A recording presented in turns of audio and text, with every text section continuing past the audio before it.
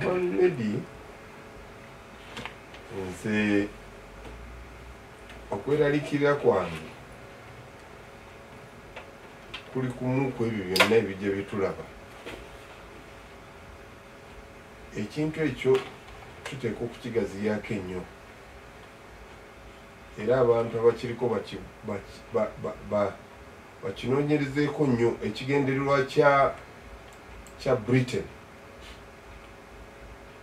Sirowooza nti kiri wala nnyo, ekigendererwa kiteeka okubeera nga kyawala. Kiyinza okubeera nti ku bigendererwa ebimu abazungu bye baagala tukole, ensi ezisinga eza Africa bakyalowooza nti tukyali wansi waabwe. Era abantu abo buli lwakulowoolezaamu ng'olowooza nti oyagala kwenunula balina okukuba ku mutwe. Nina omubaka wa Parliament yawandiika ekigambo yasooka okujja wano mu 1835. Mbadde nsaba abantu bakiwulire kuba CBS kati abantu bagiwulira. Omubaka omu Parliament ya Britain yajja wano, yali mu Britain, n'agamba nti I have travelled across the length, breadth of Africa. I have not seen one person who is a beggar, who is a thief. Such wealth I have seen in this country, such a high moral values, people of such a caliber that do not think would ever conquer this country unless we break their very backbone of this nation, which is her spiritual, cultural heritage, and therefore I propose that we replace her old and ancient education system, her culture, for if the Africans think that all this foreign and the English is good and greater than their own, they will lose their self-esteem, their native culture, and they will become what we want them, a true dominated nation. Kino kyayegobwa omubaka omu wa Parliament owa British nga 2 mu Gwokubiri 1835. Obudde obwo bwali bafuzi bw'Abakabaka obaka nti oba tubugambe butya obwali bw'Abakabaka nga tetuli matwale ne basanga nti ebintu culture zaffe ne values zetulina today wetwogera tuli mu amawanga ga Africa gakunganidde entebe ba parliamentarians. Amawanga gali amawanga 38 ku mawanga 54 nga conference ya African Interparliamentary Conference on Family Values and Sovereignty, reaffirming our African family and cultural values.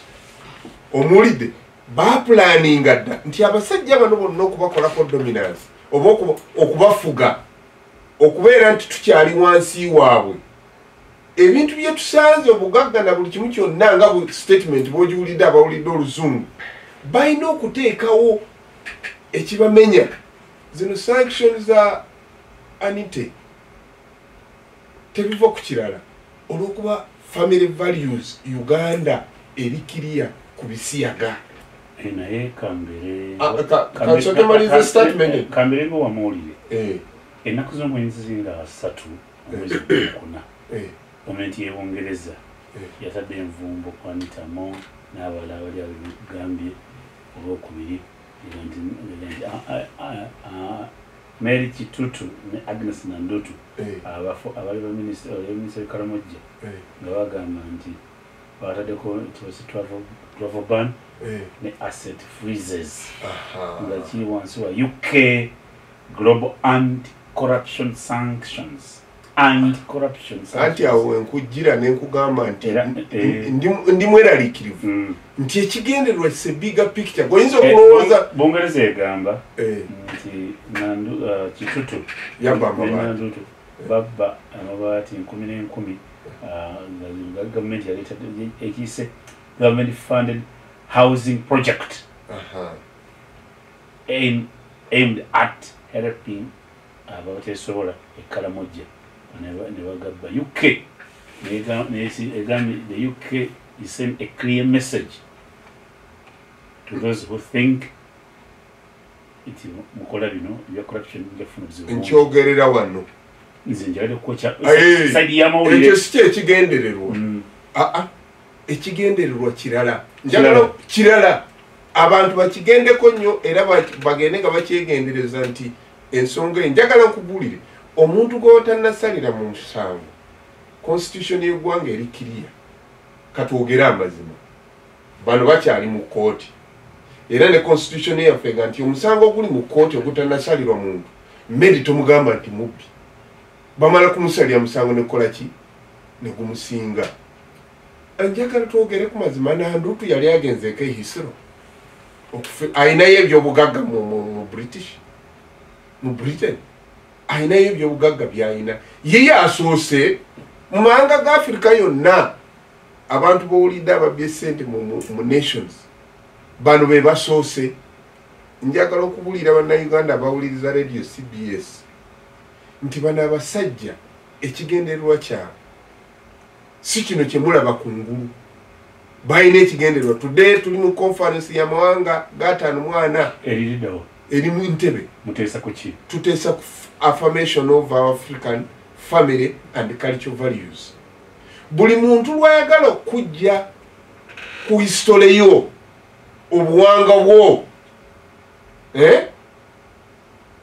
bw'oba omuntu akujja ku values ez'obuwanga bwo manyaze kwonoona ye omusajja oli gundi kyeyagambye oli member of parliament eyajjanga 2 mu Gwokubiri n'agenda mu Britain n'aga nti abasajja tusanze obugagga temuli beega temuli mubbi naye kati pulaani yabadda 1835 nga balina okukolera amawanga ga Africa naye okugakutulawo okubajjako ebyobugagga byabwe ekyokubiri ne cultural values ezibabeereza okubeera nga bali strong ku buli kye bakola era today conference etudde eyagamanga ona gasazewo nti national parliaments zonna ziise etteeka nti ebisiyaga mu mawanga ga Africa bigobwe kati baleeta sexual reproduction buli mwana muto mmedi gwe agenda kusaba bamuyigirize ebyobuseegu baleeta ki sexual reproductive health omwana bamuyigirize ebyobuseegu ng'akyalimu atuuke n'okusaba muzadde we nti njigirize ebintu by'obuseegu bwe babikola mbadde musoma ebyo akirikirya bakireesi the bill zikaze mu East African Community bill twakagikoba emirundi 4 mu East Africa yes ngejjanga egamba ki ngije erimu ebyo ffe tugamba no ffe tulina ensonga ezaffe ezitukwatako eza Africa bwemwe mwagala okutuyamba gwe bwoba olina kalicayo eyaffe gitulekere ekirungi nasanyuse nnyo nga mweno conference ey'Entebbe nagenda nabagereka yasindisa omukiise n'agamba tewali nsonga etwawukanya na bwe baba baatwawula fe abaddugavu ne baawula n'abeeru tulina kalica zaffe ebyobuwangwa tetusobola kubigatta ebyo Katonda yabiteekawo n'abyawula kati ekibonyabonya speaker si gwe lusoose okukyogera nti olw'okuba yayisa biiru egamba nti ebyobuseegu ebikolebwa n'oyo collaborating era kibasooka dda ne baga nti gavumenti bakole ki bakiteekeko embago bannayuganda njagala muleke bwe ndaba baganda bange abali abagamba mu sanctions bazitadde ku Bauganda because nti olw'okuba bo basanyuse babaagala nnyo bakulimba abazungu ebigendererwa byabwe birala nnyo era biwanvu fe ababigenzeeko ewala ababisomye mu bitabo abatraininze nabo tubalabe nti ebigendererwa byo birala bwaba bajja okujja si byamabaati bino apaana no way bw'oba kitegeeza enkolagana y'amawanga tewasose muli buno gwokka ne America yeteeko embeera bweti abakungu ba gavumenti akati ate ne bano James Kakuza yaliwo akinyonyola mbadde njaga kukubuulira nti kikwasa ensonyi ensi ya Bungereza okusalira omusango ali mu kkooti nga n'omusango tebannagusala. Kubanga bw'ogamba nti oba okkiriza mu nsi okwefuga nga toli mukoloni waayo nga bakutte omubbi ne bamutwala mu kkooti, Kitutu ne Nandutu bali mu kkooti, omusango tegunnabasinga. Singa bataddewo nti omusango gwadde gubasinze bandibadde batugamba nti babateekako ki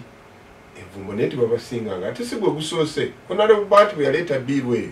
ojjukira bulungi, ne bamugamba nti mu USA tokola ki, naye kye baali baagala nti obuwangwa bwaffe bulina okubeera nga bukyali bwa kimmemmete. Bano baasanga bugumu, kati okumumenyawo n'okubatwalako ebyabwe balina kubeera nga bakulowoozesa nti gweoteekwa kubeera wansi waabwe. Era n'abakulembeze abakolagana nabo be bamu abazibu bwe bajjanga okutunda abaddugavu mu slave trade, abacollaborators tebaggwanga mu Africa. Kikizibu kye tulina nti abasajja abo bajja okupenetratinga system babeerako n'abantu baabwe bakozesa. Era bw'owulira abo abagenda ku marediyo ne bagamba olw'okuba babaweereza obusente obubajja ebirowoozo ne beerabira nti tosobola kwerabira wammwe gye wava n'embeerayo. Kasita olaba nti omuntu yeerabidde kalica ye ng'omanya oyo agenze. Engeri gye bayitamu obukoloni obujja olwaleero tibuli buli obwali obwa slave trade. Kati obukoloni obujja obw'olwaleero buli modern, bakugamba human rights. Era omwana okusaba okumusomesa ebyobuseegu ezo human rights oba oyingiridde eddembe lye lyawa. Nze njagala mbule Muhammad Nsereko wadde wakulira okugenda okuyingira okulengera mu kisenge kya kitaawo ne maamawo ng'ogendayo nga kisoboka. Nalina mange eno history kanjongera abantu bagiwulire. Nagendako n'antuma mu kisenge kya muzeeyi nzijeyo ekintu, yali musomesa nga taliiwo. Kati bwe nali nkijjayo nenkijja bwe girasi neyatika. Muzeeyi n'akomawo, yali adda buli weekend, n'abuuza ani yayesize girasi yange eyabadde mu kisenge. Maama n'agamba taata n'amugamba nedda namunadde ntumiyeyo omwana naye nkwatayo embi, bankuba emigo n'angoba nanga agenda owasengaawo oyiga empisa. Ekisenge kya taatawo ne maamawo tokkiriza wadde okulingiza, tokkiriza wadde okukola ki okulingizayo. The values ze twakuliramu olwaleero Medi Nsereko bw'onoolaba olwaleero omuntu takyalina mpisa, takyalina nsonyi, manyi eggwanga ligenda. Manyi eggwanga ligenda. Gwe tolowooza bino biyita kungulu. Naye kasita onoowulira omwana w'emyaka 15-20 nga bamusomesa sexual reproductive health, manyi eggwanga ligenda. Sexual reproductive health ebijja. Omanyi kye bakoze baga nti abaana omwana omuto okutandika mu P1 okutuuka mu education bateekewo system curriculum omwana okutandika okumusomesa ebyobuseegu amanye. Emabega ne bateekawo nti ejja kubeera human rights. Era bw'onaagimummanga waddemba okugenda mu kkooti asabe kitaawe. Biiru baleeta biiru iwaffe mu East African Community tugirina ne tugigaana ne bagulirira omuntu eyagireeta MP n'agikomyewo mu yala 5 kati nga baagala tukole etteeka. Wulira, nga baagala tukole etteeka eri superior mu East African Community nga bw'olaba European Union bwekola etteeka ne likwata amawanga gonna gano agammwe gabeera wansi. Era European Union wale yakoze endagaano eya SCP, All African Caribbean Good Pacific ne European Union bagamba nti okuwa sente sooka okkirize mu human rights zino n'ebigendererwa byazo nga bw'owulira World Bank bwe yali egamba nti Uganda tugenda giwa sente naye yayisiza etteeka lyaki. Nze bwe nzigyawo omwami Medi nga nina ebizibu n'okkiriza nti ogenda kumpola olina kunga nti ate nkuteerako obukwakulizo bwe mwezi kuwa ne tukkiriziganya nja kusasula interest yo. Wanki onteerako obukukkirizo nti ngendo ziko olina okukkiriza na bino.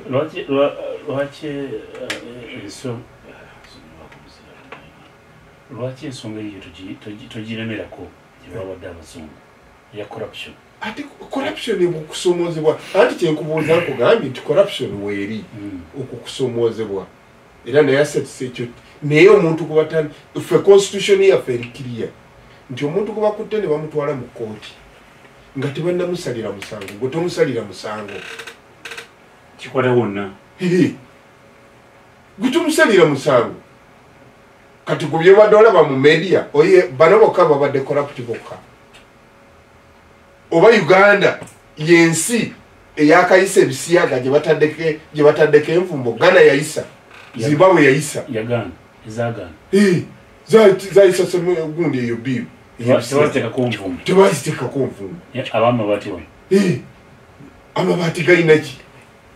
ekigendererwa kyabwe omusajja kyoli ekya 1835 bwe yajjano mu Uganda oyo mubaka wa parliament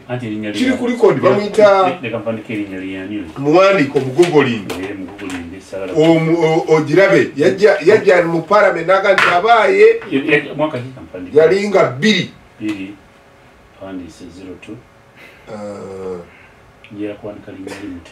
omutegere bulungi bamuyita Lord Macaulay addresses to the British Parliament on the 2nd Lord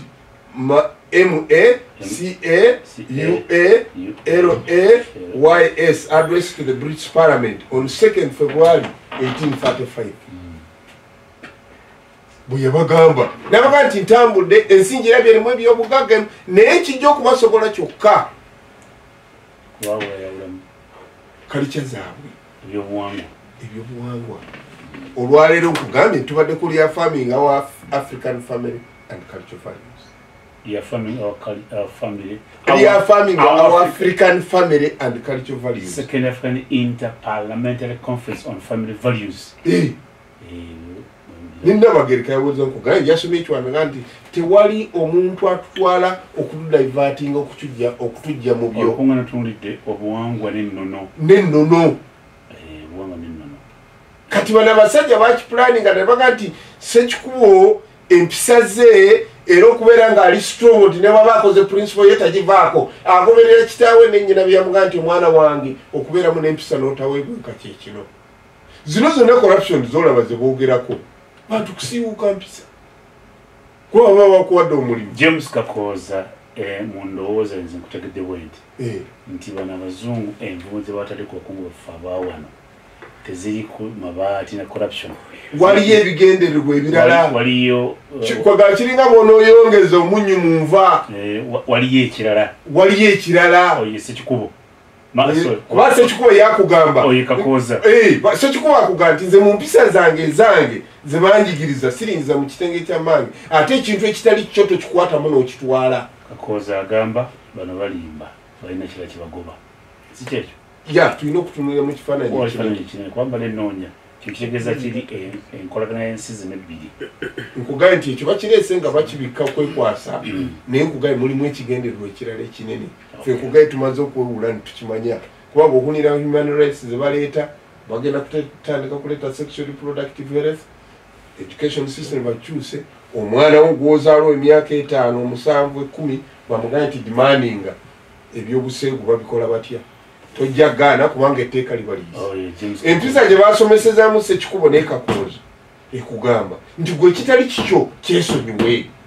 eddakiika ziri 42 zagenda ku ssaawa mukize tusanze nga njene James Kakooza ono n'ensonga gijje mukungana lwabadde Entebbe olw'omundi ogwokubiri bayise Second African Interparliamentary Conference on Family Values and Sovereignty. Kakati nekikwanaganya ne Bungereza tadde envumbo ku bakungu ba Uganda namugamba Kakooza asajja esikuba agyogedde ti bali corrupt mbaite bali mu kodi sagala base bali bakeruzi nenge kigambo kinene mukita corruption bagamba muna n'ebintu ebungereza temujja bifuna n'akambi genda ziggalawo. James Kakooza agaga nti ekyo balimba balina ekirala ekirondera waakyo era embeera eno bagiyita mu East Africa yegyatuula ne baleeta ekitweso ne bakigoba yagamba Kakooza ne bawala omuntu kubagulirira oza tutte mu 1908 n'atutwala eyo yonna Naye ekibuuzo naye nga nze ekibuuzo kyakikiona bose kikubo bino kitegeeza kiri enkolagana y'ensi ebbiri zino sanctions zirikomawa nga nnyingi maybe abalimi babuli sanction kiki kitegeeza natti zino maybe bwe mba nzija ku programu eno wadde mba nkwataganyeemu ne buli pagano naye ngezaako okugoberera omulamu ogutambula era honorable mwebaza wadde pano yo babuzeemu abalala benandyagadde twogere butereevu ku nsonga eno Ssemujju gwe nandyagadde atule katebe kuno bakali kubanga honorable Kakooza Ssemujju ngambye tusonyi FDC bali mu kutawala kuwandiisa bammemba bali Masindi bagenda kukoma bakole ekibiina ekirala katubaagaliza ebirungi omanyi lwaki honorable Kakooza ono ate kati yatwebeggulako ali ku yala era yatukiikirira ffe ababaka ba palamenti wano yeweggula naddeeri naye ate ebweru wa studio ensonga ziraba bulungi ensonga ziraba bulungi mu lujja naye bwatuuka wano neziteekamu kalenga omuyitirivu kalenge nawe omuyitirivu ensonga nga bwozanjudde nziwulidde era netubeera nga nze palamenti gyentuulamu eri mu kattu olwa natti zino ezakwaligiddwa ku mukama waffe right honorable speaker Anita Among ne ba ministers ababiri honorable Nandutu ne honorable Kitutu kakati ensonga yaweereddwa ate webali kuba mwesiimu bati abantu wadde ebirala byogerwako naye ffe batugambye bati batugambye nti nno bikwatagana n'obukenuzi kale saagala nnyo okugoba kyamubaka Kakooza kyagambye naye njagala tukiteeke mu ssa katukiwumbewumbe tukiteeke mu ssa lyakyo ettuufu maybe yenza omu ku babaka ba palamenti abaasemba ekiteeso oba abaakiwagira ku tteeka ly'ebisiyaga biiru eyo eyaleetebwa honorable Asumani Basalirwa era sipiika waba avunaanibwa ku nsonga z'ebisiyaga olw'etteeka eryo nti yali mugumu nnyo nze ndowooza nti nno ffenna ng'ababaka ba palamenti tusongebweko emmwe tusibweko natti kubanga nze omu saagala kwogerera balala nze omu ku abo abaalisemba kubanga ensi egenda tuva mu mikono ekyokubiri mu Uganda n'amawanga amalala tewali ayagaliza ya munne kuzaala nduusi kituufu amawanga gabeera mu kuvuganya kati naabo ab'amawanga ag'ebweru balina okulaba nti bo batwala mu maaso agenda zaabwe ffe bwe kiba kisoboka batufeebye kubanga Uganda terina kukulaakulana amawanga amato tegalina kukulaakulana galina kusigala nga wansi nga gegafuna obuyambi gegafuna n'ebintu ebikoleddwa ebweru mwe muyina kubanga mwe katale wabula nga mubaweereza ebibakozesa ng'emmwanyi mubaweereza ebyobugagga by'omuttaka mubaweereza amafuta naye ate ne musembe nga mwe katale kakati ekyo mu political economy n'abaana ba university n'abaana ba A-level asomwa ekyo nekitegeekeka nti yagenda naye ate n'amawanga amalala agabadde mu nkola eyo gafuddeyo ne gakulaakulana Buyindi yafugibwa amatwalo emyaka egyasukka 2 kati bw'otunira Buyindi honorable Kakooza yibwa kulaakulanye tulina amawanga agaali gatamanyiddwa ku olwo the Asian Tigers bino byonna honorable abimanyi amawanga agaali amankuseere n'amawanga agamu nga Singapore abajja wano mu 65 okusoma modo za Uganda ate baddayo ewaabwe ne baziteeka mu nkola ate bo ne baba nga batusinze ate ffe bannannyini modo ezi zatandikibwa eza development ne tusigala nga tukyali wansi kati ekyo kimanyiddwa wonna naye Medi njagala nyongereyo akagambo bwe kati ntangaze bwe nti bwe kiba nga kyekyogerwako kyannaku naye ffe ng'eggwanga tujja kuyimirira olwa Uganda ne identity yaayo wabula ate obwongerako ekigambo kya anti waliwo ekigambo ky'amabaati n'ensimbi eziweerezebwa eno maybe waliwo ekintabula bwe tuba twagala ensimbi n'okukulaakulana n'okusaba amawanga ago tubagamba nti ba partners ba mukago oba tukolaganira wamu naye ate bwe basonga olume nti naye sente ziweewoze nti otwala omwana okumuweera fiizi katuzitutte mu bbaala tondagira muno mwange wazze wankedde ekiro nti omwana banne bakasoma wiiki 2 owange alemedde awaka ntaasa eti kakati omutwalo guguno ate ziba ziwera ssaawa 4 akusanga mu bbaala ng'ogunywa kati bwakugambako nti nze neetwala mbamanyi mwine enkwe mwagala mujje mufuge ewange onoofuga mu mpya 2 ofuge ewamu ofuge n'ewange kikino kyetuliko ekyagenda yaabwe tukivumirire naye ate nebino byetukoze byo tubiddemu tutya tujanukule tutya mmedi nabyo tubivumirire tuli eti ddoboozi lyakole bukakoze kakati ditegeerekese lizeemu obuzinzi nze kyenteesa leka nyongereko ekintu ekikwatagana ne corruption ekintu ekikwatagana ne sente okuzikuwa n'ozikosa ezitabula gaali era nolebose kikuwa nkimanyi ne bweyogera ku palamenti ng'alese agamba bannaaye tubuulirize ku sente lwaki bano boogera ku zino ffe institution yaffe ng'efa ng'eswadde sekikubona mukubira esimu ne munga please don't give up mpaka nga tumaze okumanya kubanga esente gy'osolooza ku muwa omusolo najjala ne kusazireyo na minisita medit wali wano n'ensomesa abantu ne mbaga nti ekizibu kye tuyina nti omuntu tiyandiganye kuwa musolo kiri kuliko duwani naye bwakuddamu n'akuga naye munaye butitindi bwesente bwotwala nga mpulira gundi yatwala 5 18 zibu bazisanga mu mmotoka omulala bamuwadde simanyi meka nenga nti ekyo kyekitawaanya abantu nti singa omusolooza omusolo n'omulaga nti esente omusolo gwe nasoloozeza kukoze kino ekyo abantu tebayinza kukibeerako na bulabe era nze ekintu ekikwatana n'okulya esente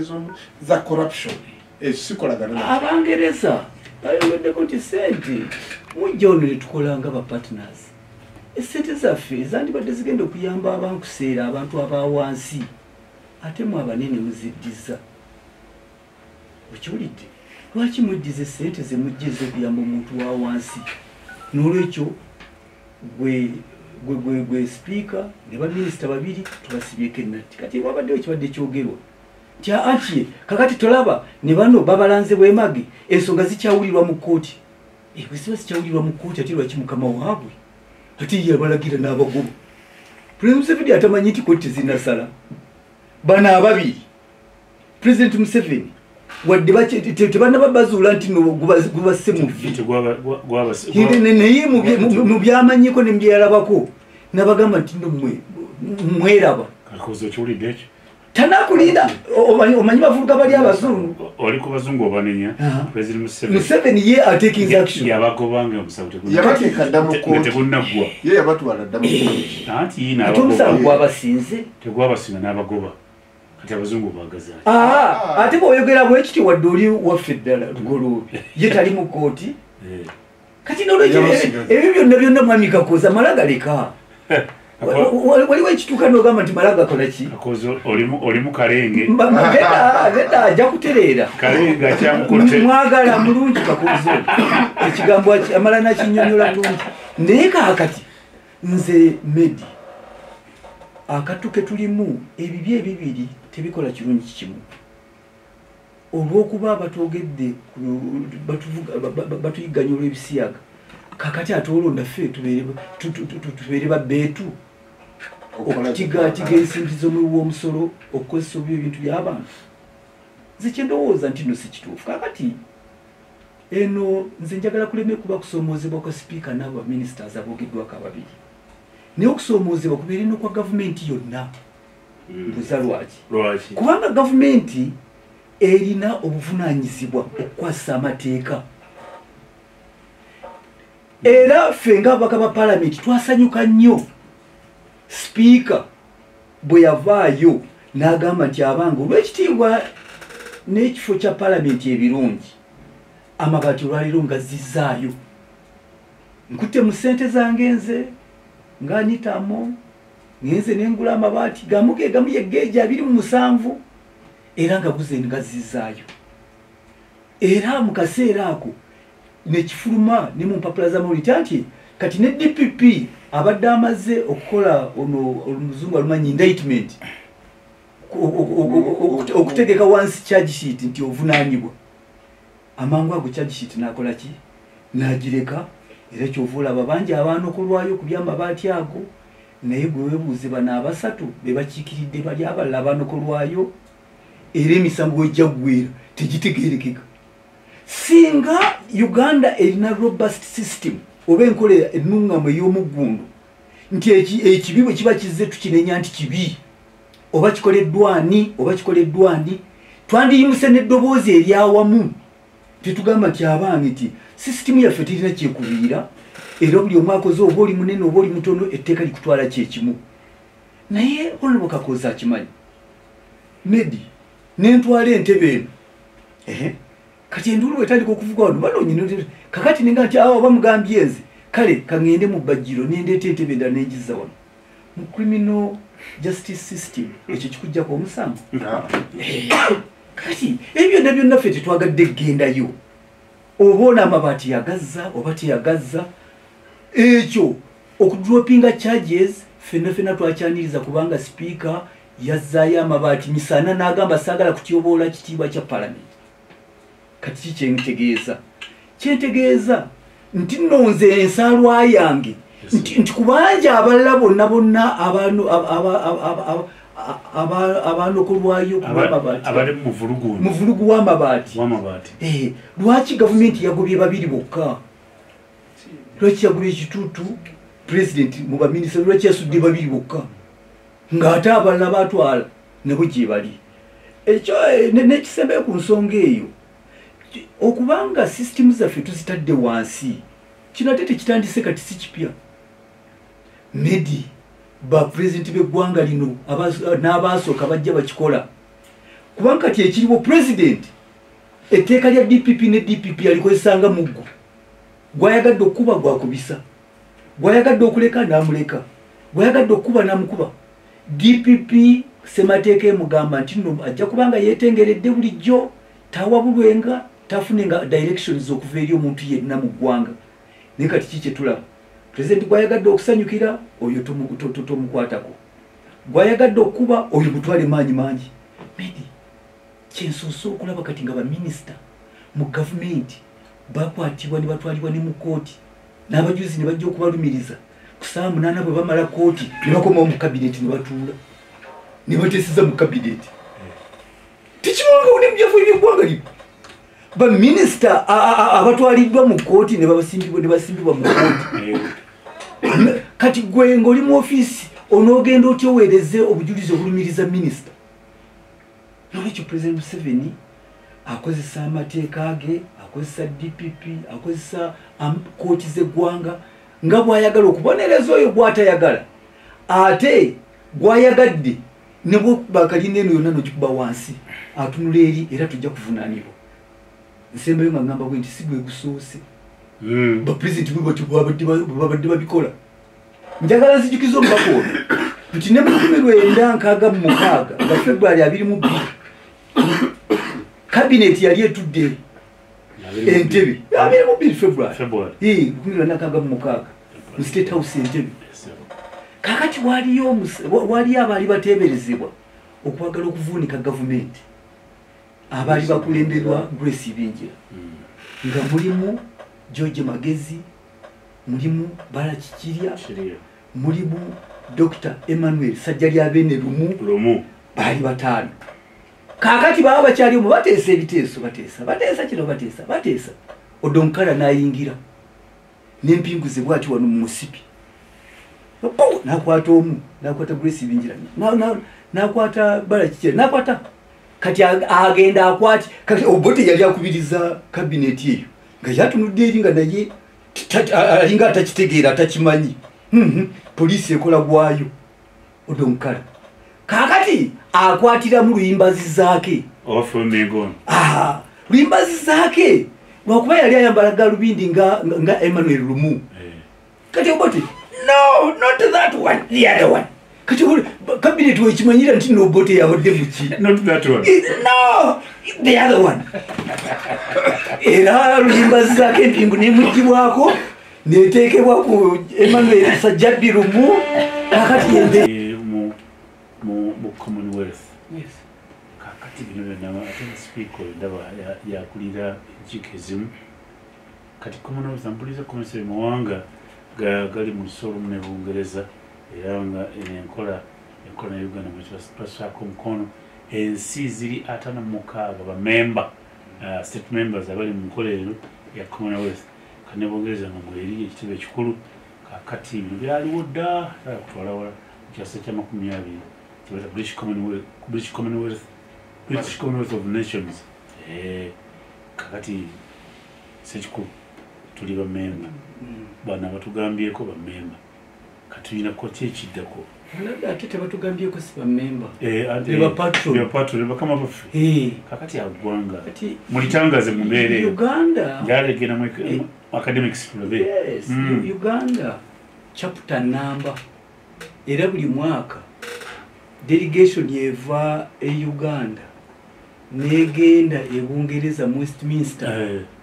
nebera n'olukiiko olwa buli mwaka amawanga gonna negakuŋŋaanira eyo era ogijjukira mu bbanga eritali yawala ne Uganda yatuuzaako wano chapter naye kakati bw'ogamba kyogamu era ogamba ge mawanga aga Bungereza agali mu lusulumu ne Bungereza kakati tuli mu kaseera kazibu kubanga omukulu waayo wano mu parliament wano eya Uganda oba mu nsi Uganda ye speaker tayinza kugendayo tayinza kugendayo kakati ng'eggwanga nga Uganda ligenda kugenda litya likiikirirwa ani agenda okuheadinga delegation ati kyeva kugamba kyovudde olaba mbadde ndi mukwewuunya tujja kufuna okutangaazibwa okusingawo naye nga mbadde nkyewuunya yes nedda fenna ebimu bitusobera oba bwowulira banna babimanyi kali kasiteeri talina byabugaga allright naye kakati twogera ku institution gye bayita parliament egenda kutambula etya mu lusolumu kakati tuli beetegefu nga Uganda tugambe nti tetukyali mu Commonwealth tugenda kugamba nti tetukyali mu Commonwealth ekyo nakyo njagala tukyebuuze ani anaakulembera anaalidinga chapter ya Uganda ebweru ebungereza ani kakati ate ne bino njagala bwe kiba nga kikwata ku bisiyaga ng'eggwanga tugirimirirawo naye kakati tunuulira etteeka lino eryogerwako Honorable Asumani Basalirwa yalireeta Honorable Kakozi nga saalabye nga naye bamutadde ku nninga mu America gye bamugamba ebungereza simanyi ne America yo bamugobayo ne Bahati ne bamugobayo yaleeta biiro naye nga erinnya lye teriteereddwako nvumbo ebungereza kakati nze njagala tukanye ne mubaka munnange wano nti nno leka ebirungi tugambe nti no birungi ate awali ekibi naddala awali obukenuzi tulemenga kulinda abali batugambeko kubanga kino twandibadde tukyekolera ng'eggwanga system zaffe nga ziri robust akoze alidde obukenuzi oba akoze omusango gwonna ogwa naggomola akwatibwe avunanibwe mu nkola eri transparent ekisembayo mbadde ku fulo ya parliament ng'akuba omulanga nti abange nti zino exhibition yezazze ate ekyomukisa omulungi n'omwogezi wa parliament mwami Chris Obore naga nti ebyo ebyalagiddwa bituufu kati neteesooka mu parliament nti abange ti lwaki tetwekubamu ttooki ffe nga parliament ffe tukwasisa amateeka ffe tulondoola ebitongole ebirala byonna abakenuzi bonna ne tubateeka ne CID n'ebanona maofisi gye bali ne tubakaliga ne tubassa ku nninga ate tooki bwezze ng'etulaga nti no naffe ate twenyigidde mu ngeri y'emu ate ffe tufuuse basibuka mamayute tetwagala tubiteeseeko ne ku ddakiika eno mmedi nkyalina omugugu gw'amaanyi nnyo mu parliament speaker yagamba nti no tuli mu ministerial statements ne budget nga tubimale tuteese nkyagamba parliament tekiyinza kufulumizibwa nti nno ba commissioners naye abakungu mu parliament begabanya esente z'omusolo nekijja ne tukiraba ne tukisirikira bwe kyali bwe kiti ekyamabaati kyabanga amabaati gano muleke tugakubeko ebirowoozo nekigaanibwa kakati buli lwe tunaabeeranga nga buli kaseera nga tetukkiriza kwekuba mu ttooki n'ojjayo ensonga kyayo nonsense ompaka wa parliament kufuula ya parliament oyinza okuba nonsense ku myaka 23 gye mmaze mu nkuubo ezo mu kiseera kino bwe kiggwako naye kati gye naakamala gye naakatunuuli 23 lwegyogiweza naye ekimu kyakuna ekyekyasa nibone mu bbanga lyonna gasirabanga kivandulo kiri wano kino ekigenda mu maaso muleke tukikube mu ttooki bonna waba bayi oli wani oli empikazo kimese Kimoso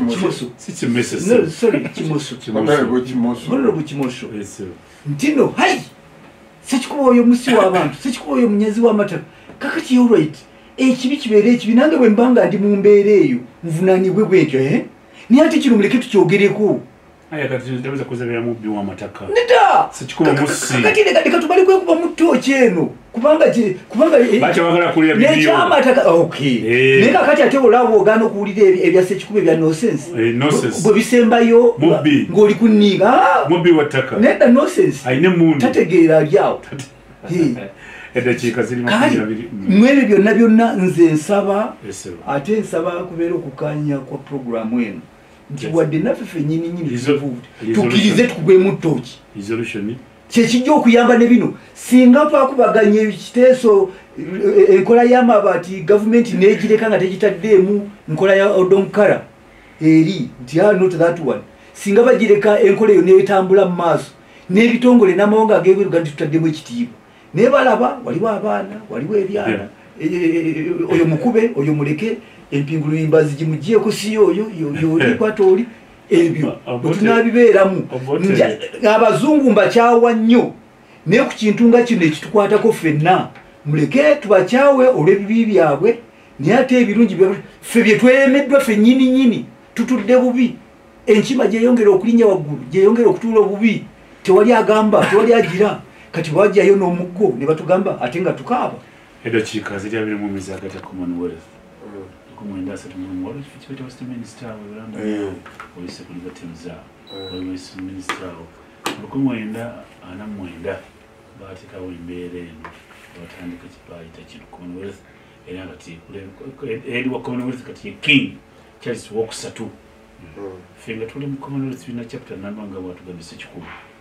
banafe bakama bafaati ngati batusoze mwe kiddako kifaananyi kinene James view eri kika kakati kannyonnyolebwe nti honorable Sekikubo akikoze bulungi nti ekibi tukyawule nga kibi n'ekirungi tukole ki tukyawule ffe kitukwatako nze kyesikiriziganye nazo era akimanyi nti omuntu okuweebwa omulimu n'otandika okukola ebitateekeddwa okukolebwa sikiriziganya naawe era siri naawe nali commissioner parliament nali minister wa health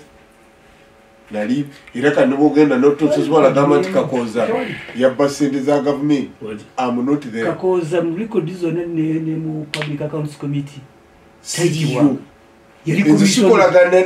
sikolagana yali commissioner medi ate nabeera ne minister neti kuli record ngamba nti okutte ssente z'omusolo nti ozikozesezza ebitateekeddwa byoteekeddwa okukola naye bwe kibeera nti waliyo ekyekusifu ekyemabega era kirungi nti muganda Sekikubo kubanga n'eddiini gy'asoma yo naye era temukkiriza nti values zaffe ne culture tetujja kuzivuula nga tuyita mu bintu ebitali bituufu kakati kye omuntu gwe basimbyeko olumwe nti bamaze okukuteekako bbala ate eri oba okyagenda kunonayo ekyo era simanyi amateeka practices za Commonwealth simanyi kubanga ffe constitution yatuwa deputy speaker simanyi obakkirizibwa okutuula kubanga ono kati takyakola ki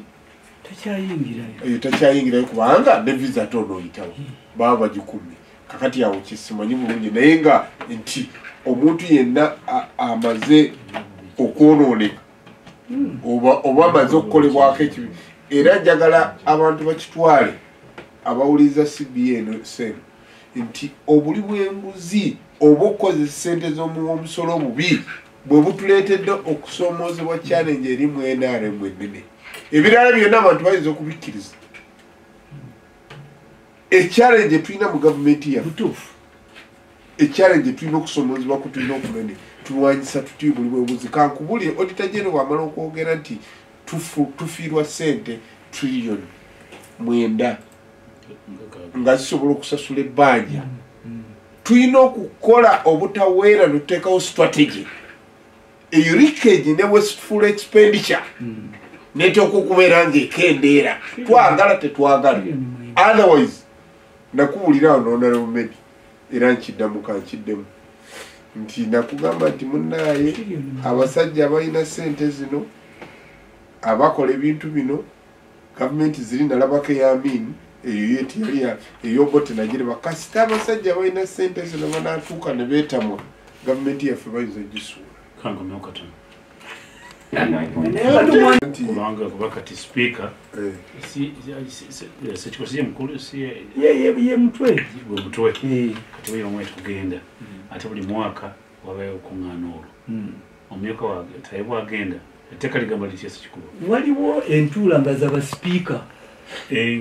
taye bwatagenda ono abeera mumyuka wooli abeera mumyuka bumyuka titi ye mumyuka wo era sipiika asobola okukola omwaka mulamba katamugambye nti nogegenda ate wanoobaawo nenkola kyobakale byo ffenna kabitufe ffenna kabitufe ffenna katusigale wano nze nsibwako nze kenvumbu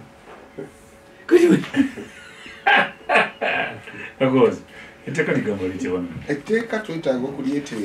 ligamba litya okulyetegereza kubanga nze kyemmanyi bwe bayita nti sipiika James nze kyemmanyi nti buli mwaka wajja kutuula batuula bongereza west minister wali embankment kakati etteeka ligamba litya watagenze titi agenda oba anti kati awo otulina okwetegereza kubanga kiyinza okubeera nti waliwo ebifo nga tebeetaaga kutuma kudelegatinga nga bwolaba nti bwogenda mu conferences ezimu babe kangambe nga bano bwe babeera mu komiti nga beetaaga minisita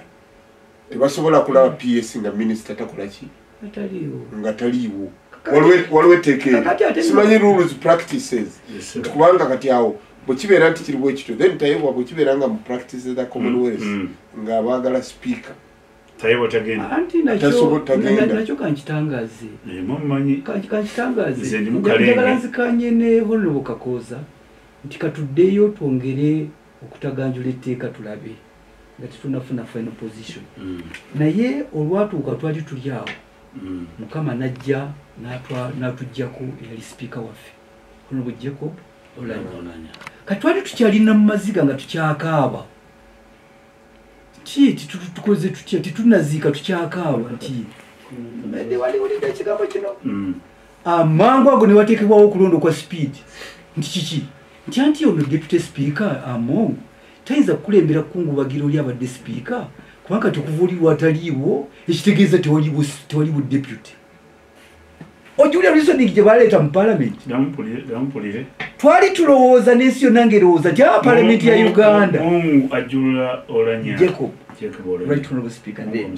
yes parliament kyekyaliwo nga tumanyi nti no katuveemu mu kiyongobero n'okukungubaga n'okuwerekera munnaffe kasita deputy speaker kwolwo omukyala Anita Among waali akulembere bulungi eggwanga likungubage tumale then ebiseera biteekebwewo ebirungi nomination tutandike tulonde tufune speaker omujja wa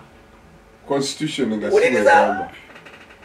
ate kakati mmwe anti bakoze okutaputa kakati temanyi nti no speaker wabataliiwo ekitegeeza mumyuka we taliiwo tulina okuteekawo kulonda mangu kati speaker zisobole okubeerawo tumanyi nti ne deputy abeerawo Oulanyah amaze okutuukako ensingo amaze nedda tana kutuuka na nsingo nedda akyaleetebwa n'okutuuka wano tannatuuka gwe medi nga ne munsi yabo bwe tannatuuka ne mutaputeteeka ateekawo neritaputibwa nti kubanga semateeka bwali ogenda kukireeta kino kyobadde otubuuza kubanga nti egeri sipiika gyataliiwo afudde omumyuka we taliiwo kitegeeza n'omumyuka taliiwo tuteekewo mangu okulonda kakati abange ebyo byonna medi yogera bitono medi neffe twali tumanyi nti no deputy speaker waffe waali mujjuvu akoze okulayira kwe nga deputy speaker emikolo gyonna ajja giyimiriramu agiruŋŋamye tukungubage tuwerekere munnaffe tumale tukomewo kaakati mu ngeri yeemu akakunizo omanyi gyotega amaggwa mu ngeri yeemu kaakati singa nga speaker mu Lungereza nga bwe kyogera as far as Commonwealth is concerned ali decapitated takyaliko nsingo kakati ataawo onoleeta otya titi tyagende mu bigere byoyo ataliiwo awo titi tajja kakati yengeri yeemu mwami Kakooza embeera yaliwo oluti yateekebwawo kakati era yiine etutuuseeko gyoteka amaggwa what goes round comes round gwe kyowetolooza bwoti era kimala nakyo nekikyuka etteeka lya Commonwealth bwe liba bwe ligamba mukyengambe nti tugendako naye tulikebere bwe liba bwe ligamba then omuntu alina okugenda then deputy era kitangazibwe deputy we luli abadde asobola okugenda nga sipiika wamutikidde nti genda kulembera delegation naye kakati gwe atikkira tolina buyinza toliiwo tolina ne bwabanga mulwadde oba tasobodde kugenda naye nga waali nga akkirizibwa okugenda olwasigirwa naye ati ku mulundi guno titi I don't know kigaziwo nobukakoza kakati ku mulundi guno ono eyandiweereza eyanditumye yiyi nyini tali competent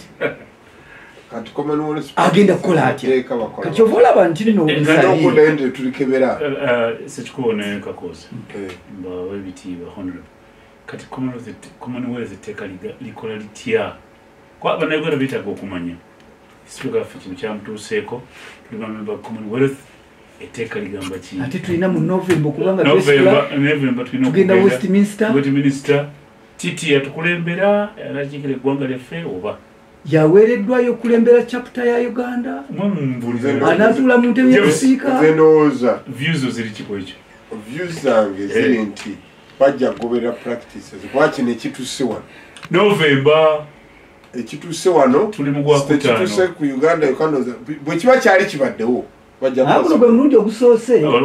Bungereza ngekozesa etteeka eryo bwe mulundi gwe gusoose then kijja kubeera kizibu nnyo naye bwe kibeera nti waliwo ekyali kibaddewo bajja kukozesa practice eyo ekyali kibaddewo naye bwe kiba nga tikibeerangawo nga guno gwe mulundi ogusoose kati awo kyetaaga kumanya kubuulirizaako kumanya kubanga bwe kubeera nga gwe mulundi ogusoose simanyi bwe bakola era sijja kulimba tunamanya bwe bakola ffenna twali tumanyi ki ekisobola okukolebwa kuba omugenzi olanyi ffenna twakimanya era tewaliwo yali agenda kuyita sipiika mu kaseera ako akaseera ako akatono bwe kakati kinesigamakanyula etteeka ligamba litya oli mutuufu katutukatukigeze bwatti president wa Uganda oba kati katugambe kikuba kyange okumulira ne Tanzania etteeka liga nti president mukese ne ekintu bwe kibaawo vice president yakolaki yakwata kati wano ku practices za Commonwealth katugambe nti ono kati bamutemeddeko ettaka bagenda kukola batya kikibuzo kyamu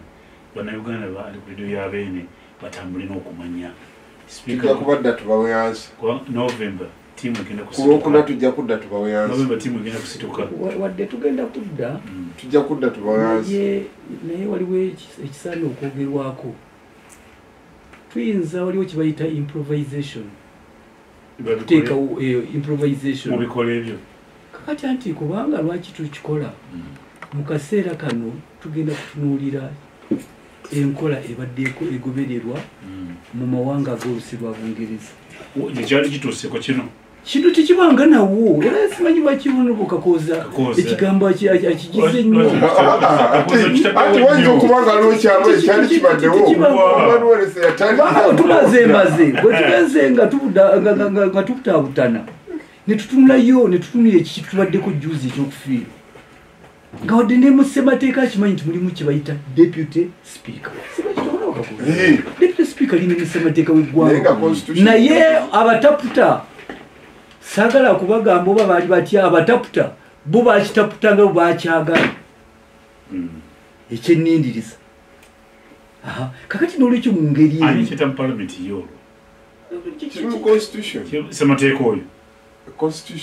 constitution waliwo etteeka erivuga commonwealth parliament kati wano mu uganda ffe tulina wano mu uganda tulina speaker bamulonda yekka